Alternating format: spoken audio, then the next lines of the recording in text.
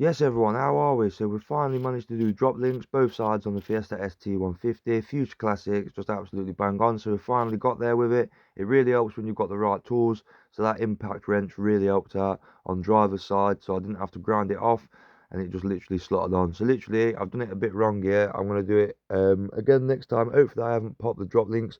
But basically what we did was we did one side at a time. So we did one side, axle stands, put the wheel back on, and then went round to the other side, put axle stands on, but we jacked the hub up to obviously align the drop links. But obviously, I am aware that that can put excess pressure on and basically damage the new drop link. So I'll just have to keep an eye on that, and next time I'll get both front wheels in the air and do it properly like that.